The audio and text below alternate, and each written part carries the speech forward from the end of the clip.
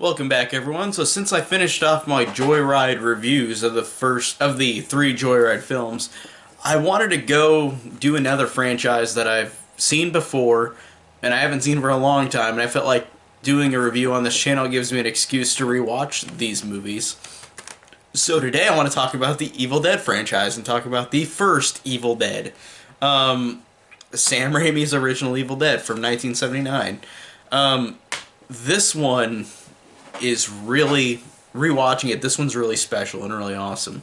I didn't grow up with this one, and I've only seen it a couple times, but rewatching it again, I think in terms of like being incredibly low budget, like this is a very, very bare bones movie in terms of like the budget. I love the fact that this movie is so scary and so funny, and it works on every level, but it's such a low-budget movie. And there are movies, horror movies especially, that do this. Like, Halloween did that, and Friday the 13th, the original, did that. Where, like, these movies don't have a budget to them. But I love the fact that this one, like, they had to try, and they had to make effort to make this movie really scary and really effective. And it truly is, and I love the fact that it still holds up today by being very incredibly effective. It does have that budget to where it looks like it's just an average exploitive horror movie that's being churned out. But it's not, and I love the fact that this one is so entertaining and so scary that like it differentiates itself from the norm of like all these horror movies that are churned out. And this one came out before the big boom of like slashers, but still it feels like it's just one of those movies.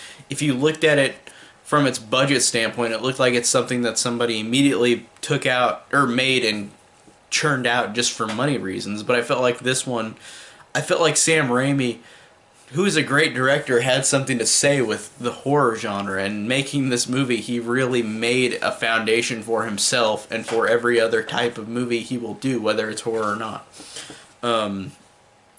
So I love too that the low budget gives an incredibly creepy feeling to it.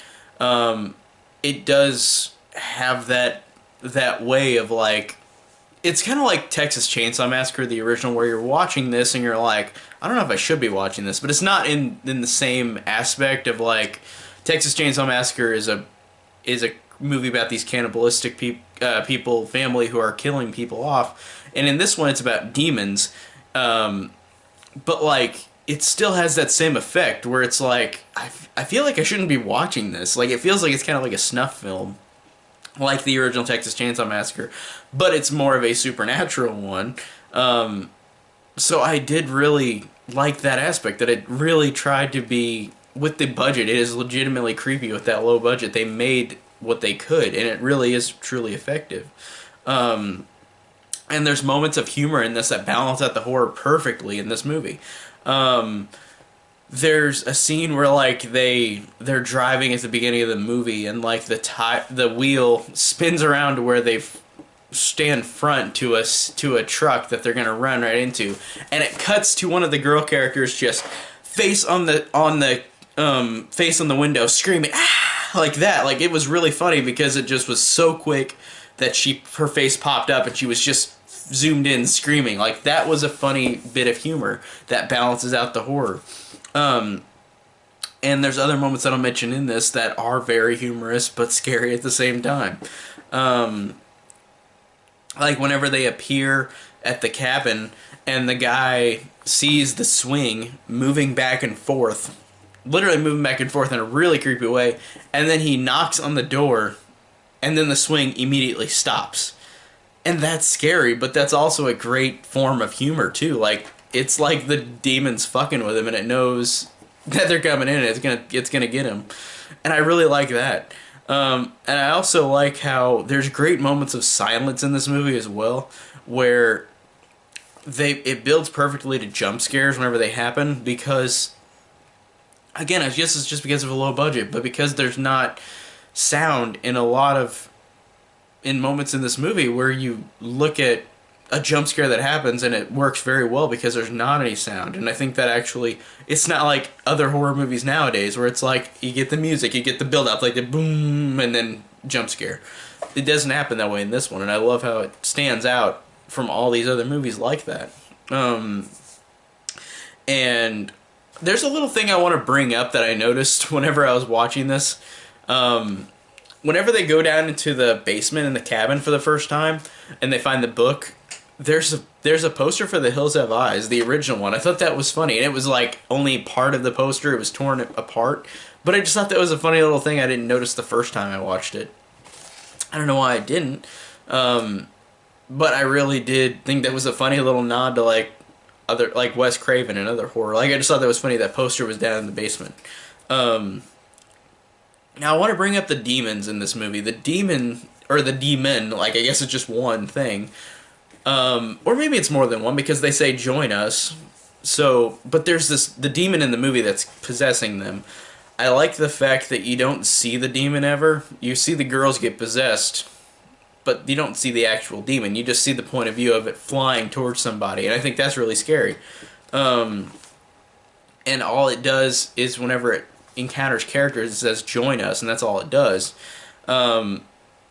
And I really like how it also distorts reality at the end with Ash. Like Ash starts getting like things are like in the end where like he puts his hand in the mirror and it becomes water. Like for example, like that. Like the demon likes to fuck with everybody in a way that their minds can't comprehend, and I think that's really cool. And I liked how the demon possesses the girls, and they are really creepy. Like one girl, the one down in the basement where it's chained up, and she's got her face peeking out, and the makeup on her is incredible, and actually is really terrifying looking. Like the makeup on that one in particular is really scary. And the other girl, who it's really funny because she's scary but she's hilarious at the same time, because the other girl who laughs like a little girl, and just sits there standing straight, shakes her head like this, and just laughs like hee, like does a little girl laugh, and it is actually really scary, but it's funny at the same time. And again, it does a perfect balance of humor and horror with that as well. And those two girls possessed are legitimately nightmare-inducing.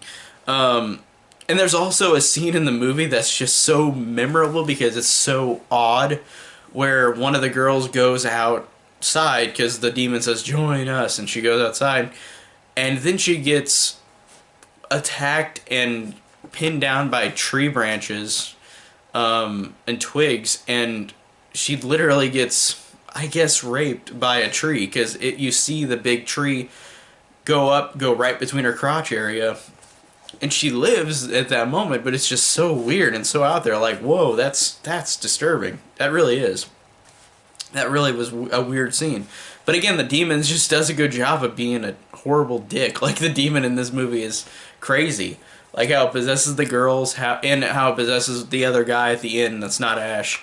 And how it basically rapes a girl with its tree branches. Like, that's insane. And I liked how the demon is that much of an asshole that, like, it taunts Ash at the end whenever it's possessed all of his friends, and then they act like they're back to normal, but then they're not. They talk in their normal voice, but then they're not actually not possessed. They're still possessed, but the demon is pretending that these characters are not. And I really like that moment. I like, again, how the demon distorts reality to Ash at the end of the movie, because Ash is just going literally insane. Speaking of Ash, Ashley Williams, Bruce Campbell's character, is awesome. I love the fact that this character, especially in this time period, was a final guy character. Like, he wasn't, like, it's just funny seeing a final guy as the person who makes it out. And I like how this character is really dumb. Like, Ash in this movie is very much a doofus character, and who basically just gets lucky throughout the whole end of the movie, which I like. I like that he's not this super smart person who makes it through everything easily. Like, he's just a dumb character. He's a big doofus that, like, doesn't know what to do. And especially with the demon fucking with his mind, like, making everything seem like reality is warping. Like, it's great. And I think that he's got a great first performance in this movie, Bruce Campbell. And one of his first films to collab with Sam Raimi, and a lot of other movies that Sam Raimi does. And the final act is great. I love how he's getting chased by his possessed friends, and he has to kill them all. And again, the demon's fucking with his reality. And the gore at the end is very effective. Like, even whenever it's not like with body parts. Like for example, he goes down into the basement, Ash, and a pipe breaks, and out of the pipe goes gallons of blood just getting all over him, covering his face and his body. It's gross, but it's funny. Um, the ending is so incredible in visuals and gore. Like for a low budget, this is incredible. And I love the moment where he throws the book into the fireplace and all of his friends corrode and disintegrate, like their demon selves disintegrate, and like it's, you could tell it's stop motion animation, but it's really incredible and how creepy looking it is. Um, and I love that. I love them being torn, like being deteriorating. Like that's a really cool moment in the movie.